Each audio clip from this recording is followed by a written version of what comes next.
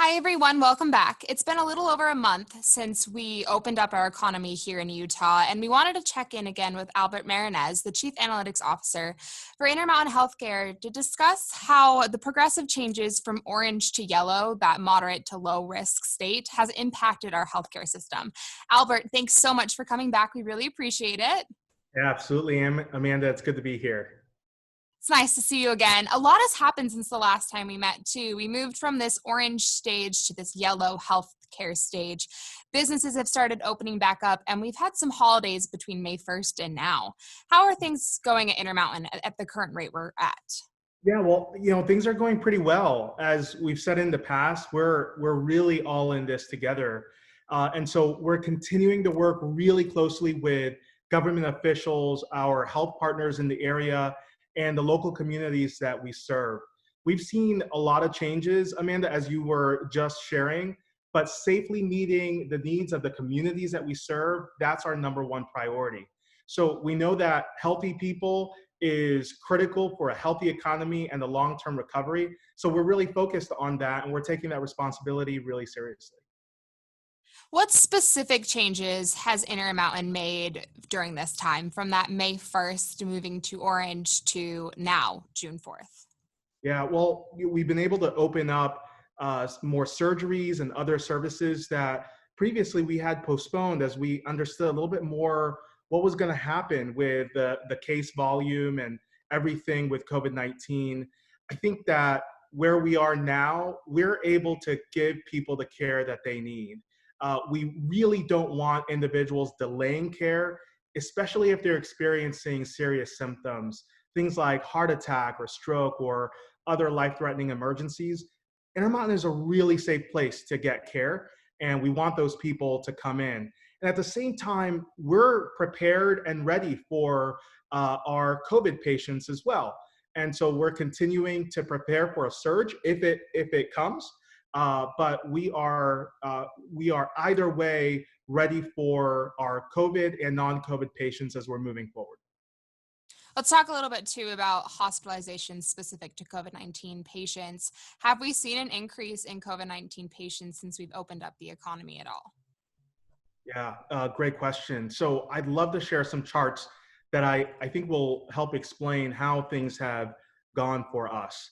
The first one that you'll see is the experience curve. This is the overall line of our hospitalizations since our first patient came through about early March. And so what you'll see here as you're moving forward is this early period of time on the following slide. This early period of time, we saw a really sharp increase in cases early on. And this was before we had the precautions in place. And what continued to happen as we're moving forward was there were recommended closures to only have non-essential, or rather I should say, non-essential businesses were closed and our essential businesses were open. And what we've noticed is there's about a 10-day period between the time that a policy is enacted until we actually see changes in our hospitalization. So as we look at that second bar there of the impact of recommended closures, there's still an increase in cases, but you can tell it's not quite as steep as it was at the beginning. And then as we're moving forward into the next graphic, this is really that stay home, stay safe order. And man, it just really made a difference. You can almost see immediately we had a flattening of the curve that we've talked about so much. I mean, you can see it very clearly. We did it. And not only did that start happening, but we begun seeing a decline in our overall hospitalization. So that was really, really good news. And of course, gave us the confidence that we needed, and our government officials the confidence that we needed to move forward into an orange status and begin to slowly open up the economy. And so you'll start seeing the impact of that. And so although between the red and the orange, we've seen an uptick in cases, it's still within a really manageable period as we're looking at this. And then lastly, we've most recently gone into yellow status. Now, again, it takes about a 10-day window, and so we're not quite at that 10-day window just yet, but we can see so far, we feel really good. We're doing really good, and our cases are maintaining a very steady rate. So I'm feeling really good about the current state of our hospitalizations and just the thoughtful approach that our government officials have taken to move forward and reopen the economy. And let's talk about this last slide a little bit too, just on what could happen depending on which way that we go. Yeah, that's a good call out, Amanda. So what you're seeing here is a couple of different scenarios of where things could go. And so at the very bottom there, you see high social distancing, and that correlates to where we were with that stay home, stay safe, stay safe, stay home order. And of course, you'll start seeing that come down. We believe, though, we're kind of in this moderate social distancing and low social distancing rate. And so there will likely continuing to be a little bit of an increase in cases. But so far, we feel that assuming that we're following the current trends that we've observed, that will be within a very manageable forecast here. Okay. Yeah, that's really interesting to see the difference in the different colors there. And these graphics have really showed how things have actually worked throughout the system too. Um, are we seeing any local hotspots happening in any specific communities around the state, or what are the trends going on between different spots in the state right now? Yeah, well, we're tracking a few hotspots. We've seen an increase in cases in Cache, Washington, and Iron counties, and so that's a trigger for us. We want to make sure that we understand what's happening and that our health system is prepared for potential COVID cases that may come as a result of that. Overall, though, it feels that we are in a good place as a state, and we think that that pattern where we may have some localized hotspots will continue as we're moving forward. So we're keeping a really close eye on all of our COVID cases and certainly those hotspots as they come up.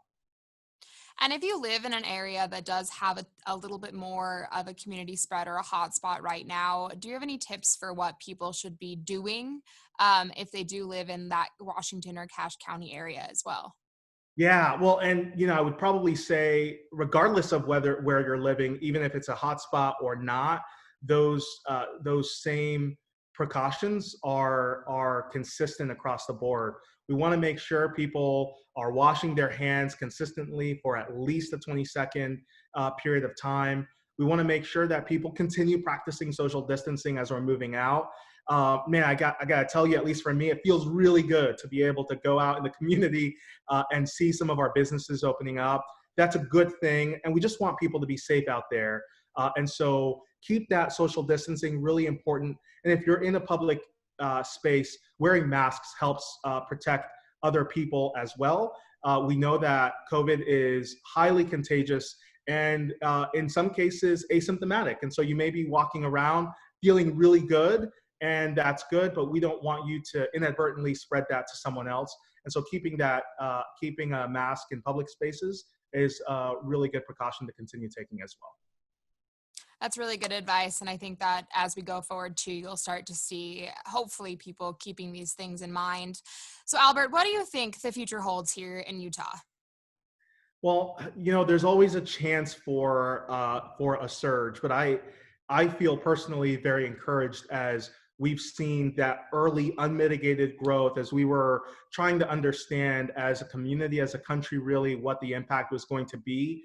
We saw some of that steep climb in our hospitalizations, in our cases, but at this point, we have a really good understanding of what's going to maintain a manageable amount of cases and hopefully even a decrease in cases long term as we see other therapies come online. And so for now and for Utah, we want to make sure that we continue those same social distancing, washing hands strategies, and we can continue forward with economic recovery.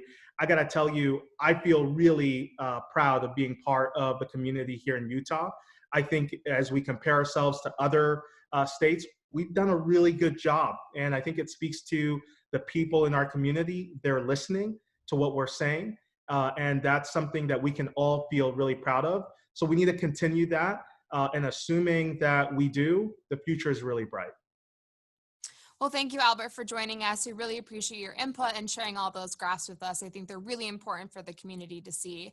And if you guys have any questions about COVID-19 and would like to get screened or tested, you can call our COVID-19 hotline at 844-442-5224. We also still have our emotional health relief hotline available 7 days a week from 10 a.m. to 10 p.m. That phone number is 833-442-2211. Thanks, everyone. We'll see you next time.